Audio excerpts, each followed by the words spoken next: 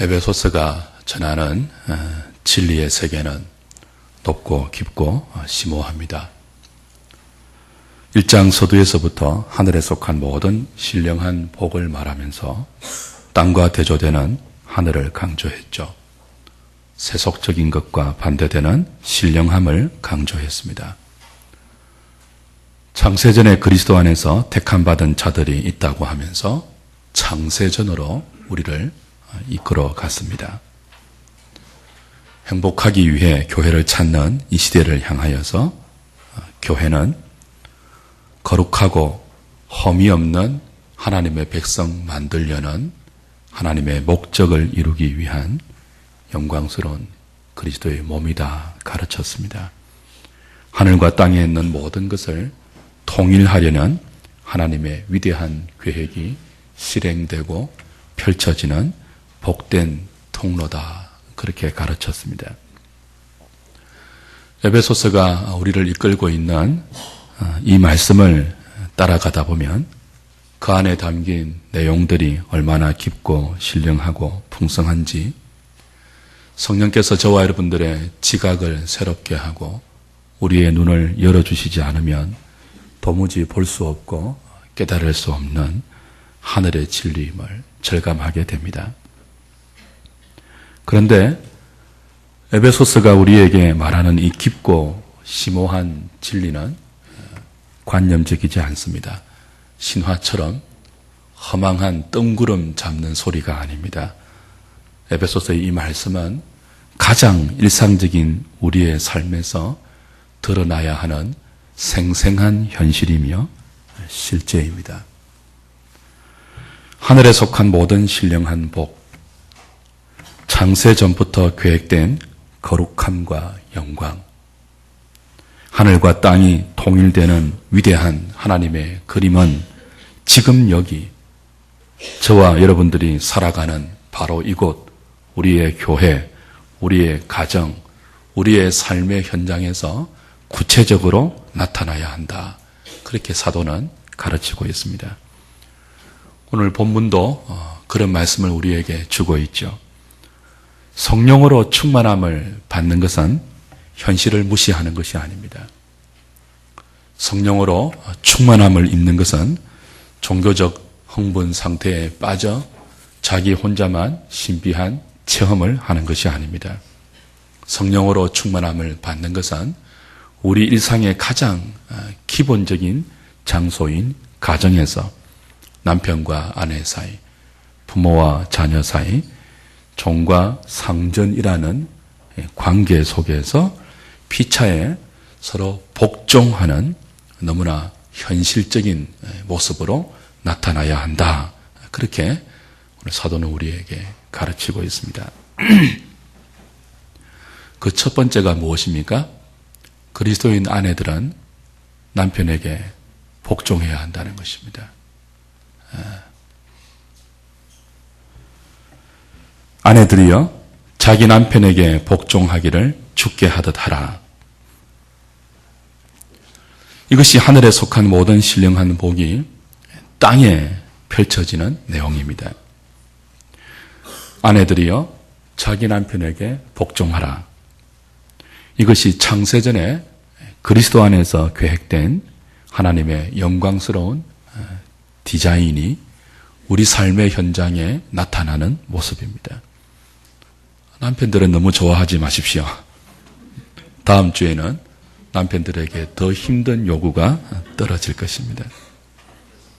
그리고 아내들은 이런 하나님의 말씀에 쓴 마음을 품지 마시기 바랍니다. 아내가 남편에게 복종하는 것은 굴종이 아닙니다.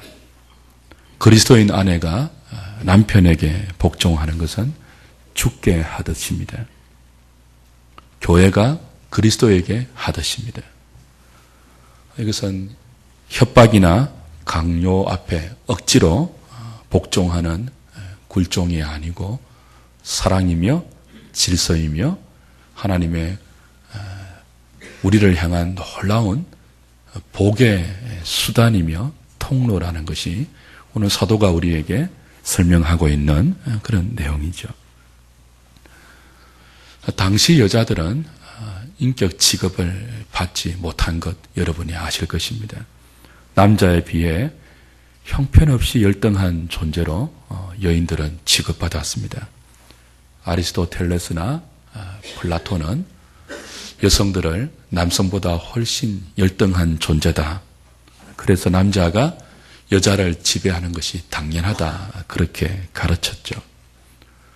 그 이후로 그리스, 로마 시대의 문화는 남성이 여성을 지배하는 것이 당연한 가치관으로 자리 잡았습니다. 요세푸스도 여자는 모든 면에서 남자보다 열등하기 때문에 당연히 남자가 여자를 다스려야 하며 여자는 남자에게 복종해야 한다. 그렇게 주장했습니다. 지금 바울이 말하는 이 아내가 남편에게 복종해야 한다는 말은 그런 당시 그리스 로마 시대의 가치관에 영향을 받거나 그런 남성 우월, 여성 비하적인 비성경적인 문화에 영향을 받아서 이런 명령을 하는 것이 아닙니다. 이 말씀은 21절에 이미 우리가 보았다시피 그리스도를 경외함으로 피차 복종하라. 여기에 근거해서 떨어지는 구체적인 명령이죠. 그리스도를 경외함으로 모든 그리스도인 가정은 피차 복종해야 합니다. 이건 아내에만 해당되는 것이 아닙니다. 피차 복종하는 것입니다. 남편도 아내에게 복종해야 합니다. 물론 그 복종의 방식이 단순한 순종보다 더 어려운 사랑이라는 내용으로 떨어진다는 것이 다음 주에 우리가 확인할 내용이겠지만 그리스도인 가정의 모든 구성원들은 피차 그리스도를 경외하듯이 복종해야 합니다. 우리를 다스리는 성령님이 우리의 삶을 그렇게 인도해 가시죠. 그것이 하늘에 속한 모든 신령한 복을 받은 사람들이 땅을 살아내는 방법입니다. 그것이 흠이 없고 점도 없이 거룩함과 영광으로 이끄시는 하나님 백성들이 교회를 통해서 배워가는 진리의 내용입니다. 그렇기 때문에 아내들이여 자기 남편에게 복종하라. 이것은 당시의 여성 비하나 남성 우월적인 문화를 뒤엎는 혁명적인 말씀이라고 볼 수 있습니다.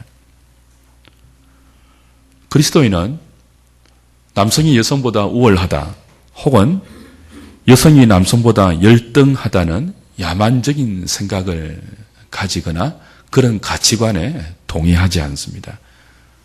그리스도인은 모든 인간이 하나님의 형상으로 지음받은 존엄한 존재임을 알고 있습니다.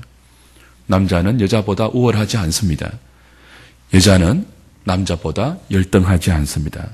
그럼에도 불구하고 그리스도인 아내들은 남편에게 복종해야 합니다. 이유가 무엇입니까?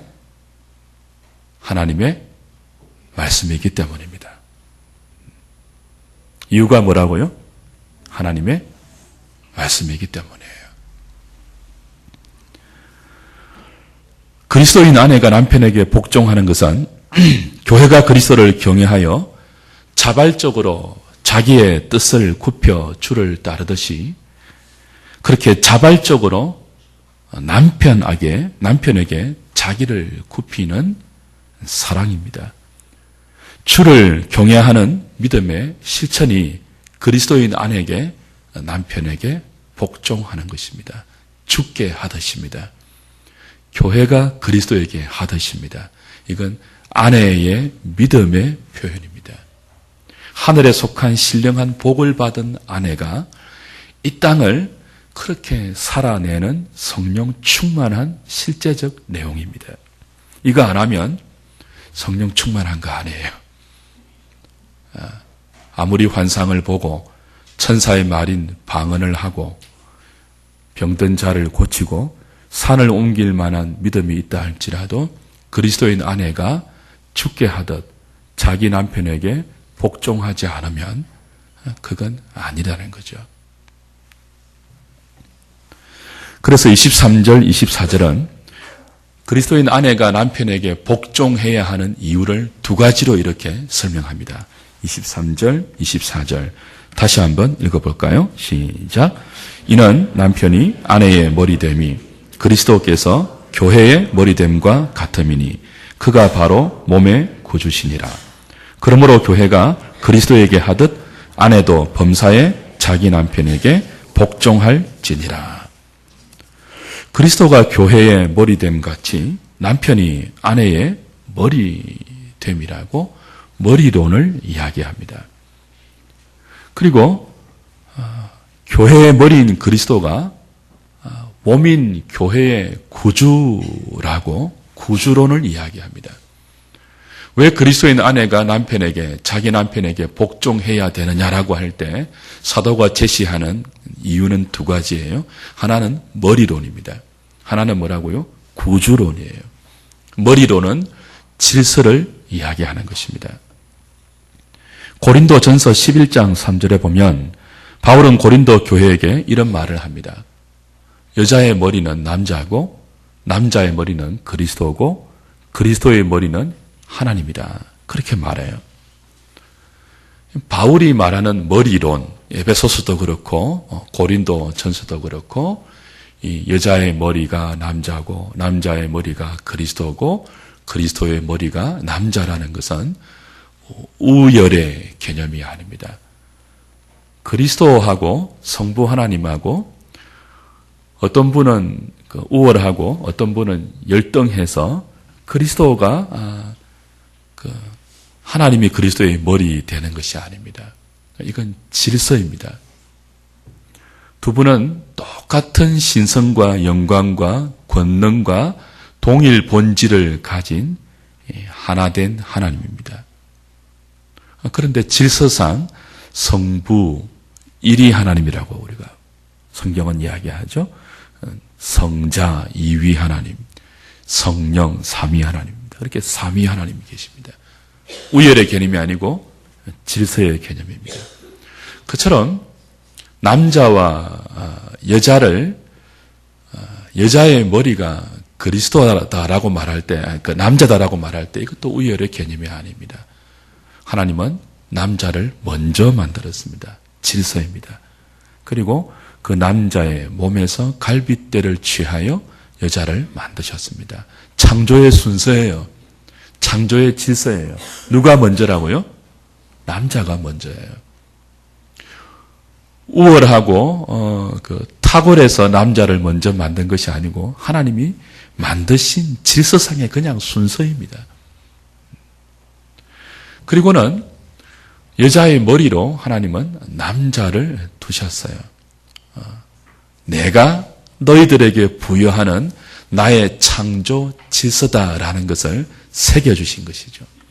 그래서 인간은 마음대로 살지 않도록 하셨고 하나님이 온 세계를 첫째 날은 뭐, 둘째 날은 뭐, 셋째 날은 뭐, 여섯째 날은 뭐까지 질서 있게 창조하신 것처럼 그 하나님의 질서 있는 창조는 하나님의 질서 있는 다스림으로 유지되고 운영되는 것처럼 인생도 하나님의 창조 질서에 맞게 순종하는 것이 복된 삶이 된다는 것을 여자의 머리로 남자를 두셔서 그걸 새겨 두신 것이죠.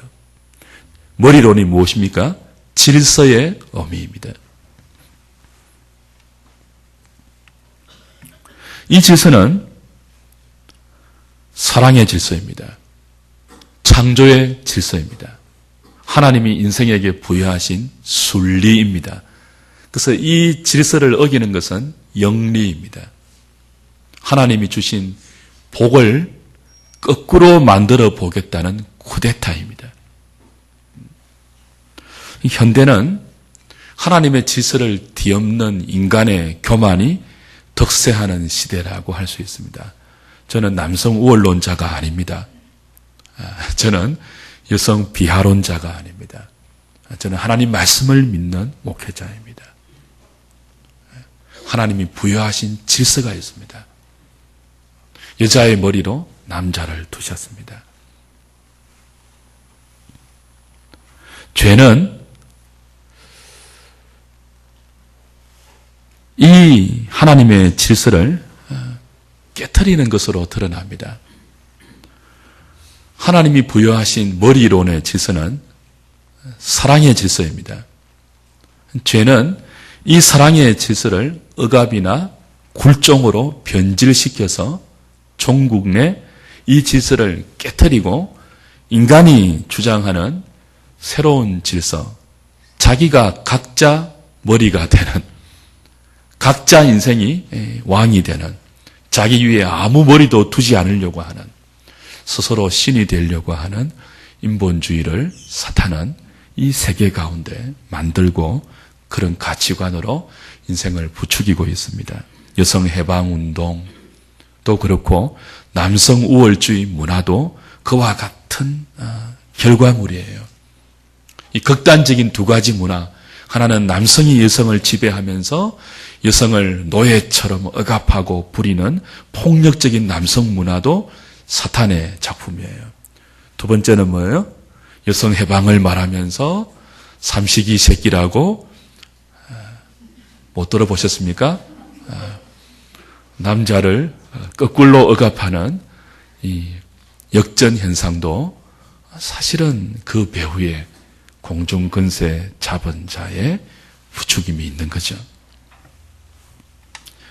그리스도의 구원은 사탄이 깨트려버린 하나님의 창조의 질서, 사랑의 질서를 다시 회복하는 방향으로 교회를 통하여 그리스도인 가정에게, 그리고 그리스도인 가정을 통하여 이 세상 속으로 흘러가게 해서 깨트려진 질서를 회복하는 것입니다.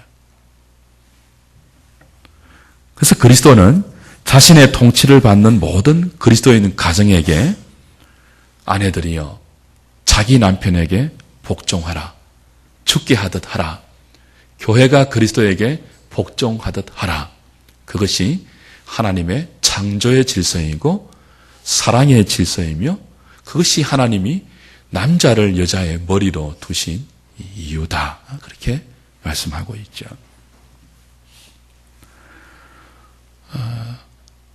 남자가 여자의 머리가 되게 하신 것은 하나님의 디자인입니다. 그리고 이 하나님의 계획은 남성과 여성, 남편과 아내 모두를 행복하게 하려고 하는 하나님의 사랑이 깃든 그런 질서이죠. 그래서 그걸 강조하기 위해서 사도 바울은 머리론에 이어서 구주론을 가르칩니다.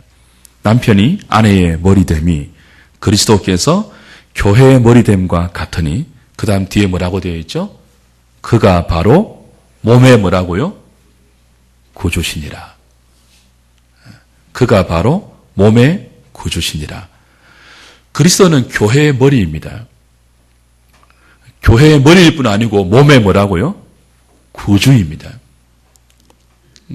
왜 이 설명이 부가적으로 덧붙여야 되는가 하면, 머리라고 하면 자꾸만 어떤 억압을 떠올려요. 지배를 떠올려요.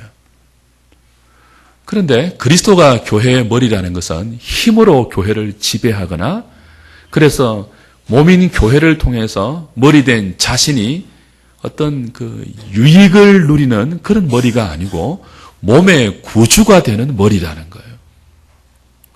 그리스도가 몸의 구주가 되기 위해서, 그런 머리가 되기 위해서 자기를 희생했습니다. 몸인 교회를 위해서 자기를 내어준 머리예요. 그런 머리가 그리스도예요. 그래서 교회의 머리인 그리스도가 단순히 머리일 뿐 아니고 몸의 구주라는 말은 교회의 머리가 되신 그리스도를 머리로 인정하는 교회는 그 머리로 말미암아 모든 보호와 양육과 필요한 것들을 공급받는 그런 은혜와 복을 누린다는 것을 설명하는 것입니다. 동일합니다. 남편이 아내의 머리래요. 그렇게 말하면 사람들이 남편은 지배자인가? 아내는 남편의 지배를 받아야 하는 노예에 불과한가? 라는 오해를 할 수 있기 때문에 무엇을 덧붙인다고요? 아내의 머리 되는 남편이 몸의 구주와도 같아. 누구처럼요? 그리스도가 교회인 몸의 구주인 것처럼 남편도 몸인 아내의 구주와 같아. 그렇게 덧붙이는 거예요. 이걸 아마 여러분들이 동의하지 않을 수 있을 것입니다. 잘 이해가 안 돼도 우리는 믿음으로 받아야 돼요. 아니, 저 왼수 같은 남편이 나의 구주라고? 나를 위해서 설거지 하나도 하지 않는, 나를 위해서 희생은 커녕 누워서 물 떠오라고 시키는 제 왼수가 내 구주라고? 이런 생각할 수 있을지 몰라요. 그러나 성경은 말합니다. 그리스도가 몸의 구주인 것처럼, 그리고 동시에 교회의 머리인 것처럼 하나님은 그리스도인 가정에게 남편을 몸인 아내의 머리로 주셨고 아내의 구주로 세웠다. 다시 말하면 그리스도인 가정의 아내는요, 남편을 통해서 구원에 이르러야 한다는 거예요. 오해하지 마십시오. 우리의 구원은 누구를 통해서만이에요? 그리스도를 통해서만이에요. 근데 그 그리스도에게 가는 또 다른 통로가 가정 안에 있으니 누구예요? 왼수 같은 남편이에요. 나중에 이제 디모데 전서를 보면서 좀 확인할 것입니다. 여하튼 하나님께서 그리스도인 가정에게 아내들이여 남편에게 복종하라고 한 것은 아내를 노예에 만들고 남편에게 굴종적인 자리를 맡겨서 그의 삶을 불행하게 만들기 위해서가 아니고 오히려 뭐죠? 남편을 통해서 아내를 돌보고 구원하는 하나님의 손길을 경험하게 하고 하나님의 창조 질서를 겸손히 받아들이는 믿음을 가지게 하는 하나님의 또 다른 디자인이라는 것입니다. 우리는 그걸 아직 구체적으로 잘 몰라도 하나님이 그렇게 하셨다면 거기에 반드시 합력하여 선을 이룰 것이라는 믿음을 가지고 여러분 이해가 안 되셔도 아내들이여 남편들에게 복종하라, 죽게 하듯 하라, 이 말씀에 순종하셔야 돼요. 여기 있는 아내들은 아멘 할 수 있기를 바랍니다.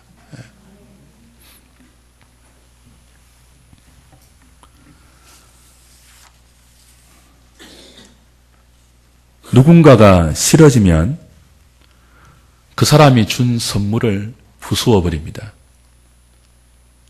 그 사람이 준 선물을 보면 싫은 그 사람이 떠오르기 때문입니다. 그리고 쓰레기통에 던져버립니다. 다시는 보고 싶지 않는 거죠. 하나님 우리에게 주신 가장 귀한 선물 가운데 하나가 가정이고 남편과 아내의 사이입니다. 하나님 우리 인간이 죄를 짓기 이전부터 남편을 아내의 머리로 주셨고 아내는 남편을 돕는 배필로 만들어 주셨습니다. 이건 선물입니다. 창조의 질서이며 사랑의 질서이고 하나님이 우리에게 주시고자 하는 풍성한 생명과 행복으로 가는 첩경입니다.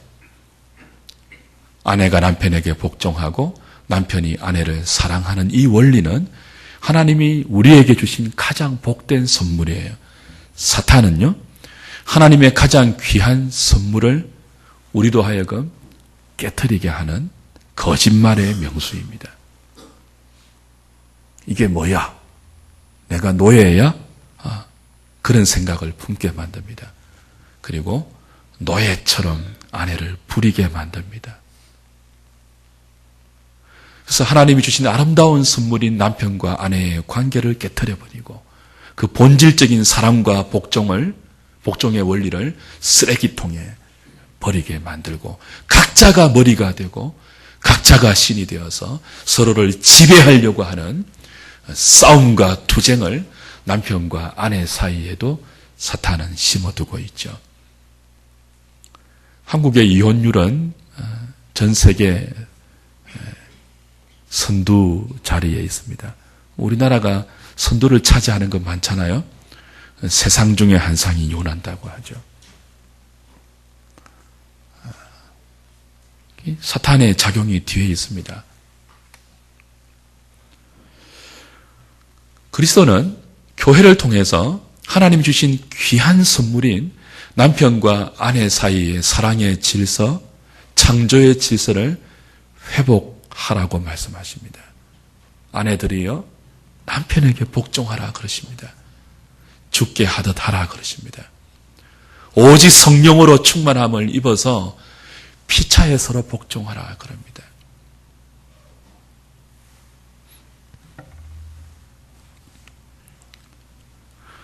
문제는 이것이 쉽지 않다는 거죠. 하나님 말씀을 믿음으로 받아서 죽게 하던 남편에게 복종하고 싶은데 우리의 현실은 머리라고 하는 남편이 머리 같지 않아요. 남편이 남편 같지 않고 남 같아요. 남편이 복종할 어른 같지 않고 애 같아요. 우리 집에는 애가 셋입니다. 우리 와이프가 늘 하는 말, 애 둘에 남편까지. 남자들은 사실 애와 같거든요.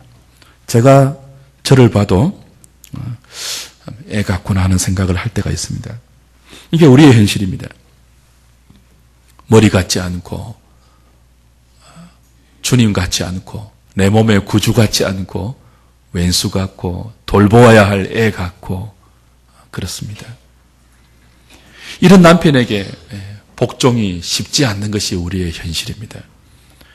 그래서 오직 너희는 성령으로 충만함을 받으라는 것입니다. 하늘에 속한 모든 신령한 복은요, 혼자 에스타시에 들어가는 것 아닙니다.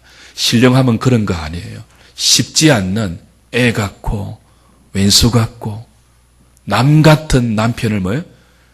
죽게 하듯 복종하는 것이 영적인 사람이에요. 그게 신령함이에요. 혼자 랄랄랄라 뚜뚜뚜뚜 방언하는 게 신령한 게 아니에요.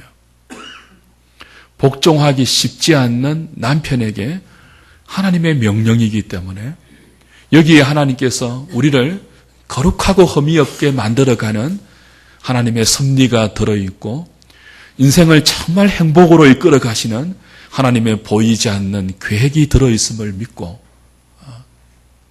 남편에게 복종하라는 이 하나님 말씀을 그리스도를 의지하여 죽게 하듯 실천을 내는 그 아내가 성령 충만한 아내이며 신령한 아내이며 믿음이 있는 아내인 것입니다. 하나님의 은혜가 필요하죠. 자기를 부인하는 겸손이 필요합니다. 남편에게 복종하기 위해서는. 자신을 십자가에 못 박는 자기 부인이 매 순간 필요하죠. 눈물의 기도가 필요한 것입니다. 주 안에 사랑하는 아내 여러분, 잊지 마십시오. 아내는 돕는 배필입니다. 하나님이 그렇게 만드셨어요. 돕는 배필이라는 말은 에체르라는 단어인데 하나님이 인간을 돕는다 할 때 사용되는 단어예요. 주는 우리의 힘이고 여호와는 우리의 도움이십니다라고 할 때 시편 기자가 그렇게 고백했을 때 여호와가 우리의 도움이라는 그 단어가 에체르, 돕는 배필이라는 단어예요. 그러니까 하나님은 여자를, 아내를 돕는 배필로 지으셨습니다. 타락하기 이전부터. 무슨 의미가 들어있겠죠? 이 돕는이란 말이 뭐예요? 하나님이 우리를 돕는 할 때 그 돕는이에요. 여자가 열등해서 남자의 가사 도우미 정도가 아니고 그저 뭐 이렇게 사이드에 따라붙은 격가지 정도가 아니고 오히려 제 개인적인 생각이에요. 여자가 훨씬 월등한 것 같습니다. 남자보다. 마치 누구처럼요? 인셈과 하나님처럼. 시인은 인간을 노래할 때 하나님보다 조금 못하게 지었습니다. 그랬거든요. 하나님보다 조금 못하게. 하나님이 우리를 도우시는 분이에요. 에체르. 하나님은 남자를 먼저 지으시고 여자를 나중에 지었습니다. 질서입니다. 그리고 나중에 지은 여자를 남자의 머리 밑에 질서상 두셨는데 참 아이러니하게 그 여자를 돕는 배필이라고. 아내가 하나님의 인생을 돕듯이 남편을 돕도록 하셨어요. 그만큼 여자는 탁월합니다. 뛰어난 존재입니다. 근데 그 탁월함을 남편에게 복종하면서 발휘할 때 하나님의 복이 가정 가운데 허락되는 것. 그게 하나님이 디자인하신 가정의 원리입니다.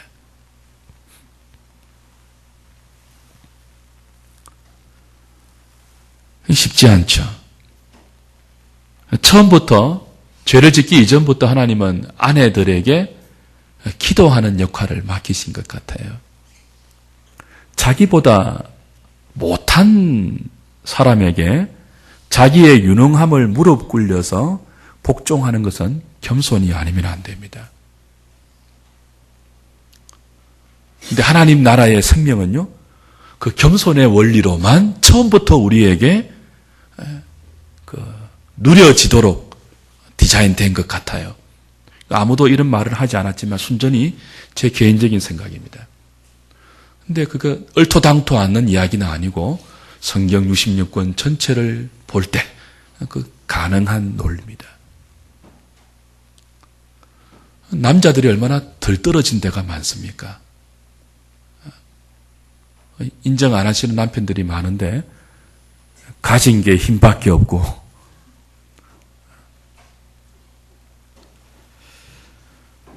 아내의 돕는 역할이 없으면 남편은 온전하지 않습니다. 밖에 나가서 큰 소리 쳐도요, 가정 안에 들어와서 하는 행동을 보면 정말 애 같지 않습니까?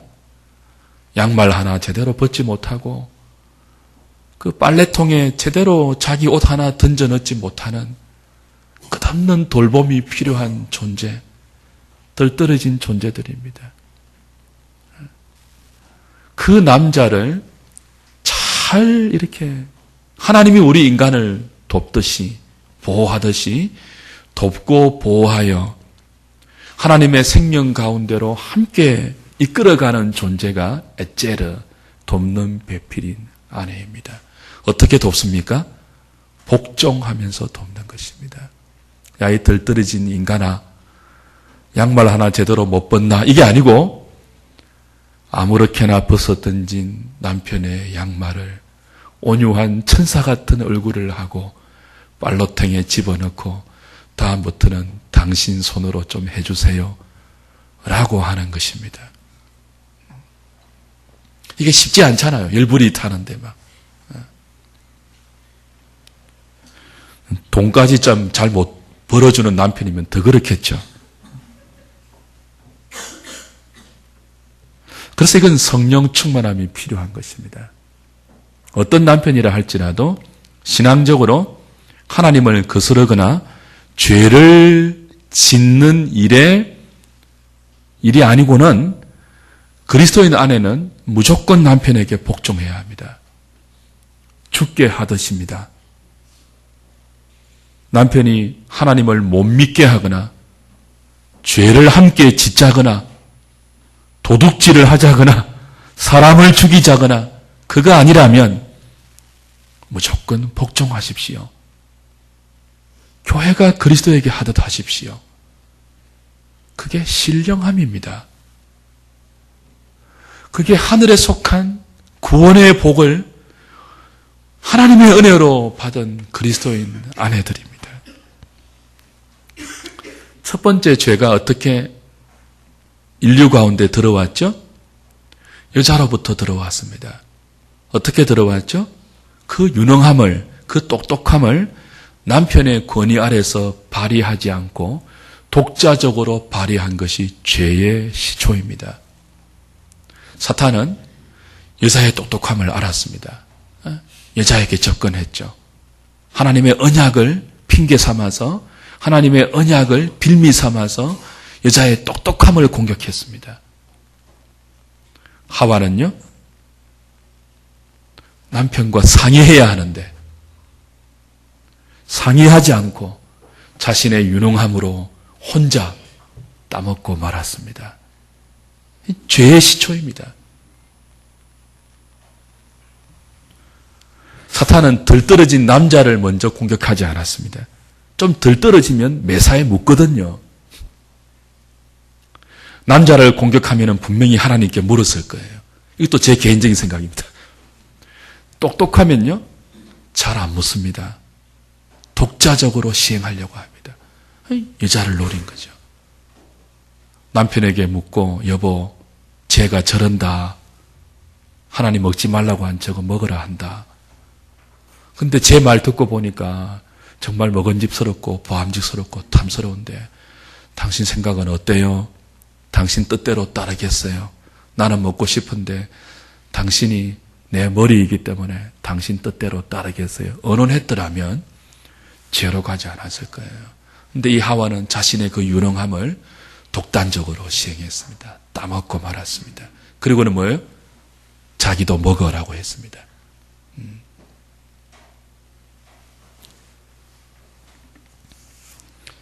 유능함을 남편의 권위 아래서 사용하지 않는 것은 유혹입니다.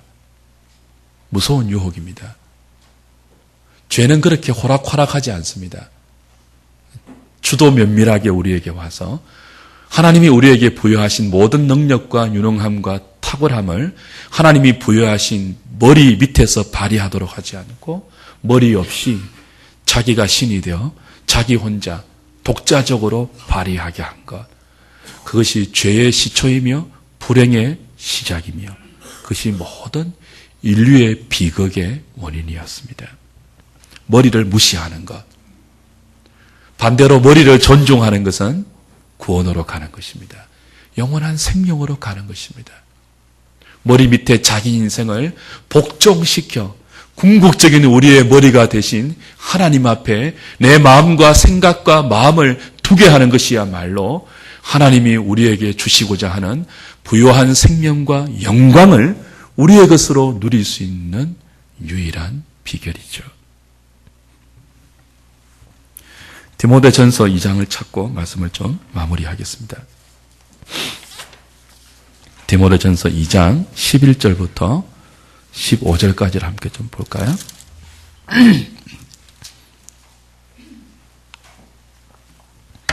338페이지입니다. 읽읍시다. 시작. 여자는 일체 순종함으로 조용히 배우라. 여자가 가르치는 것과 남자를 주관하는 것을 허락하지 아니하노니 오직 조용할지니라. 이는 아담이 먼저 지음을 받고 하와가 그 후며 아담이 속은 것이 아니고 여자가 속아 죄에 빠졌습니다. 그러나 여자들이 만일 정숙함으로써 믿음과 사랑과 거룩함에 거하면 그의 해산함으로 구원을 얻으리라. 여자는 일체 순종함으로 조용히 배우라 그랬습니다. 이건 뭐 교회 안에서 행해야 될 자세이죠. 현대 자유주의 신학자들은 이런 성경의 말씀을 하나님 말씀으로 보지 않습니다. 사람이 나중에 추가로 편집하고 삽입한 것으로 봅니다. 네, 그렇지 않습니다. 이 하나님 말씀입니다. 기분 나빠하지 마세요. 이게 분명히 나와 있죠. 뭐 사회활동하지 마라 이 뜻이 아닙니다. 우리가 가져야 할 질서상 마음의 태도와 삶의 원리예요. 일체 조용함으로 여자는 순종함으로 조용히 교회 안에서 배우라. 이는 아담이 먼저 지음을 받고 하와가 그 후며 질서의 원리죠. 아담이 속은 것이 아니고 여자가 속아 죄에 빠졌습니다. 그 질서를 어기고 유능함을 독자적으로 시행한 그걸 지금 언급하고 있습니다. 그래서 15절 여자들이 만일 정숙함으로써 이 말은 순종함으로써와 같은 뜻이에요. 여자들이 만일 순종함으로써 혹은 정숙함으로써 믿음과 사랑과 거룩함에 거하면 그 다음 뭐가 나오죠? 그의 해산함으로 무엇을? 구원을 얻으리라. 구원은 누구를 통해서 얻는 거예요? 그리스도를 통해서 얻는 거예요. 근데 사도 바울은 해산함으로 구원을 얻는다 그럽니다. 여자들의 구원이. 그 해산함으로 구원을 얻는 과정에 뭐예요? 순종과 정숙함으로 믿음과 사랑과 거룩함에 거하면 그렇게 말합니다. 여기서 이제 우리가 유추할 수 있죠. 그리스도인 아내가 남편에게 죽게 하듯 복종하는 것은 해산의 수고와 맞먹는 고통입니다.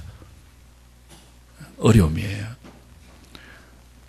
남편답지 않는 남편에게 복종하는 것은 애를 낳는 것과 방불한 고통이라고 말합니다.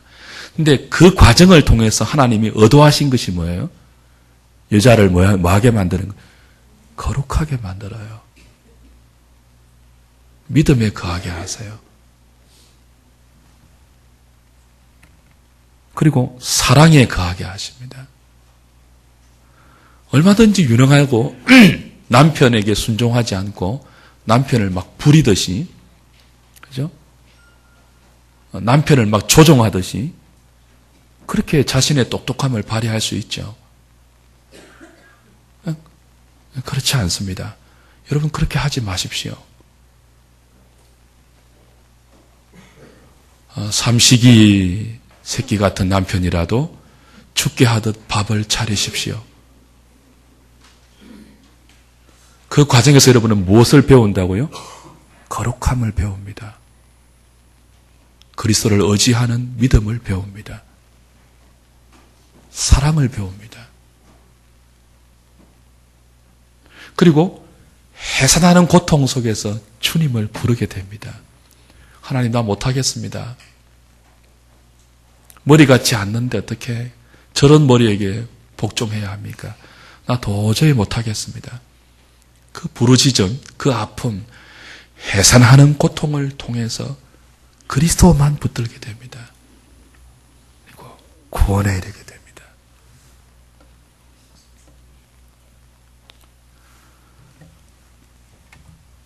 말씀해 줄까요? 가장 아름다운 여인은 화장을 예쁘게 한 아내가 아닙니다.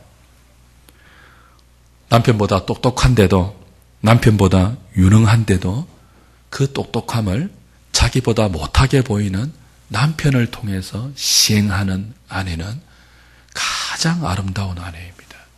그렇게 예쁜 여자는 세상 어디에도 없습니다. 빛나는 보석입니다. 아내들이여, 남편에게 복종하라. 죽게 하듯 하라. 교회가 그리스도에게 하듯 하라. 이는 그리스도가 교회의 머리이니 남편이 아내의 머리됨 같이 그리스도가 몸의 구주시니라. 여러분의 모든 그 억울함과 이해되지 않음과 여러분의 탁월함과 여러분의 유능함과 여러분의 똑똑함, 그 모든 것들을 하나님 말씀으로 붙들어 매어 하나님이 머리라고 하신 남편과 그리스도에게 물어보고 그것을 통해서 우리의 모든 것을 시행하는 것, 이건 남자도 그래요. 남자 혼자 그리스도에게 언언하지 않고 함부로 시행하는 것은 죄입니다. 동일한 원리예요. 그것이 빛나는 여인이며 그것이 빛나는 인생이며 보석 같은 그리스도인의 모습입니다. 그런 저와 여러분 될 수 있기를 주님의 이름으로 당부합니다. 기도하겠습니다.